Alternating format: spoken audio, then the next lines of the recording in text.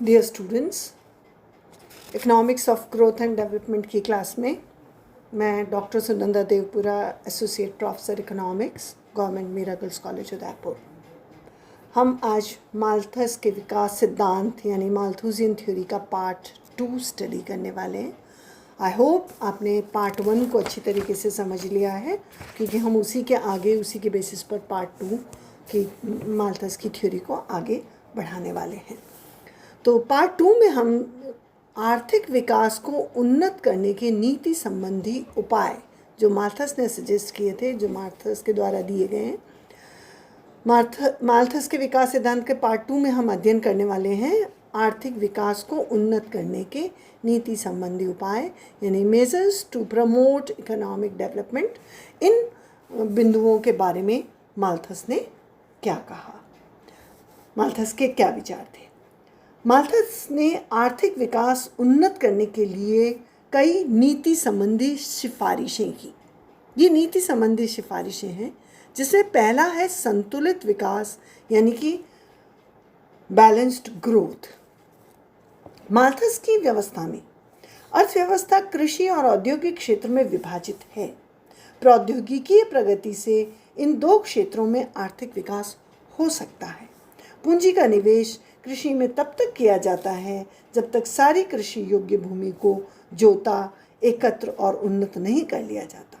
इसके बाद घटते हुए प्रतिफल के कारण इस क्षेत्र में लाभ योग्य निवेश के और अवसर नहीं होते, इसलिए निवेश के अवसर केवल औद्योगिक क्षेत्र में होते हैं।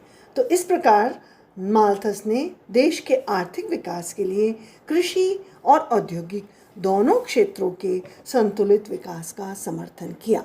तो माल्थस का मानना था कि अर्थव्यवस्था में कृषि और उद्योग दोनों का संतुलित विकास करना आवश्यक है अगर हम आर्थिक विकास चाहते हैं। तो दूसरा जो माल्थस ने नीति संबंधी सिफारिश की है वो है प्रभावी मांग को बढ़ाना, रेजिंग इफेक्टिव डिमांड। तकनीकी प्रगति अकेले आर्थिक विकास की ओर तब तक नहीं ले जा सकती जब तक प्रभावी मांग ना बढ़ जाए। माल्थस ने प्रभावी मांग बढ़ाने के लिए अनेक उपाय सुझाए। उन उपायों में पहला है धन और भूसंपदा के अधिक समान वितरण से प्रभावी मांग को बढ़ाना संभव है। इस प्रकार माल्थस का विश्वास था कि गरीब लोगों में एक करोड़पति की अपेक्षा कुछ एक साधारण अमीर लोग प्रभावी मांग को बढ़ा सकते हैं। इसके अलावा माल्थस ने भूसंपदा के अधिक समान वितरण का समर्थन किया, क्योंकि इससे प्रभावपूर्ण मांग और उत्पादन दोनों में वृद्धि होगी। यानी धन और संपदा का जितना अधिक समान वितरण होगा, प्रभावी मांग उतनी ही अधिक होगी या प्रभावी मांग को बढ़ाना संभव होगा। प्रभावी मांग को बढ़ाने का दूसरा तरीका प्रभावी मांग को आंतरिक और विदेशी व्यापार का विस्तार करके बढ़ाया जा सकता है। आंतरिक और विदेशी व्यापार है जिससे आवश्यकताएं और रुचियां तथा उनके उपभोग करने की इच्छा बलवती होती है। बाजारों की वस्तुओं की बाजार कीमतों को ऊंचा रखने और लाभों में कमी को रोकने का यह अत्यंत आवश्यक उपाय है। इस प्रकार आंतरिक और विदेशी व्यापार कम मांग युक्त वस्तु के बदले अधिक मांग युक्त वस्तु का विनिमय करके उत्पादों के मूल्य बढ़ाते हैं। तीसरा बिंदु, माल्थस ने प्रभावी मांग बढ़ाने के लिए गैर उत्पादनशील उपभोक्ताओं के रखरखाव पर बल दिया। माल्थस का मानना था कि जो गैर उत्पादनशील उपभोक्ता हैं ये प्रभावपूर्ण मांग को बढ़ाने में मददगार होंगे। चूँकि पूंजीपति मितव्ययी होते हैं और उत्पादनशील श्रमिक निर्वाह योग्य मजदूरी पर जीवन यापन करते हैं, इसलिए गैर उत्पादनशील श्रमिकों और भूस्वामियों की ओर से किया गया गैर उत्पादनशील उपभोग प्रभावी मांग में वृद्धि करेगा। इस प्रकार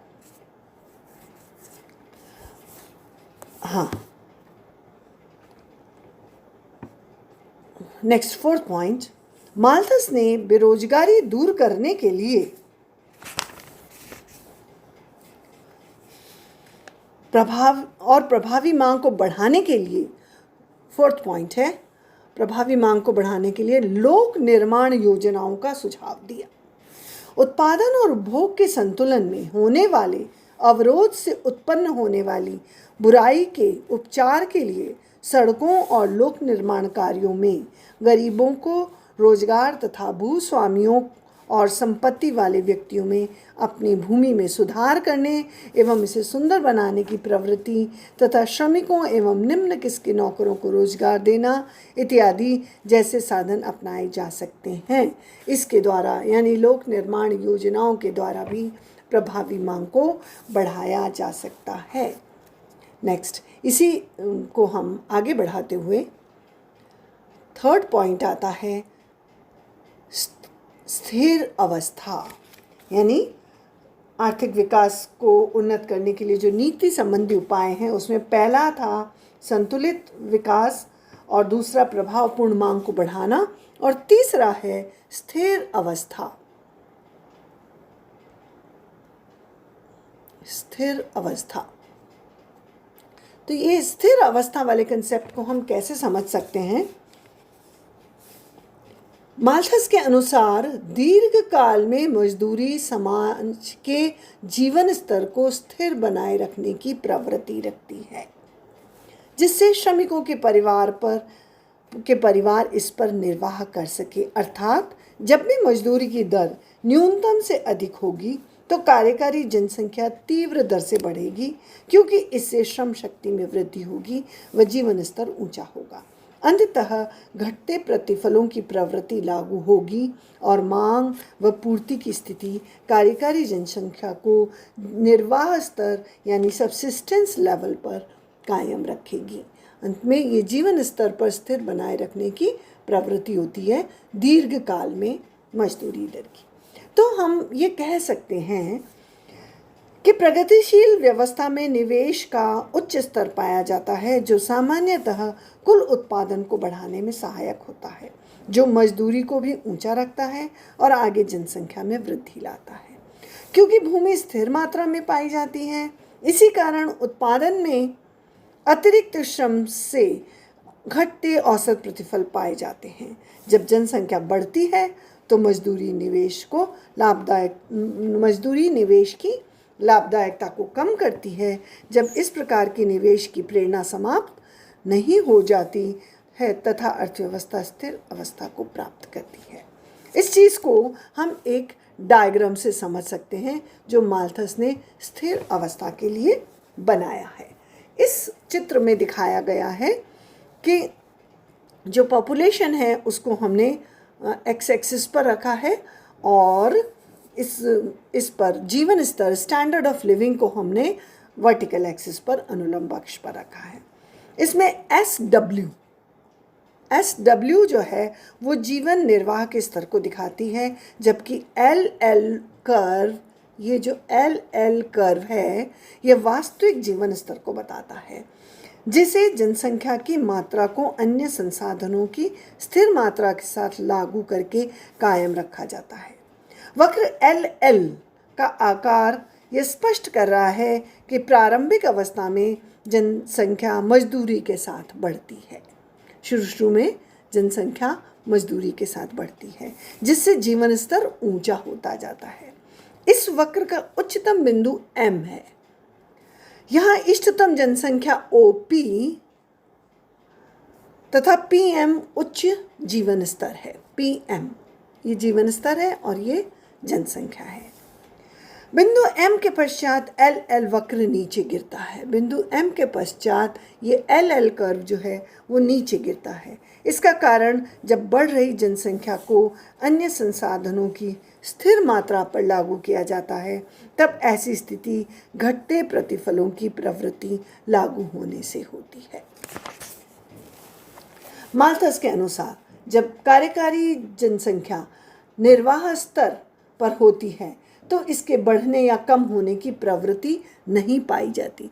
ये SW जो है ये जीवन निर्वाह का स्तर है, ठीक है। OS ये ये स्टैंडर्ड ऑफ लिविंग है जो कि जीवन निर्वाह का स्तर है।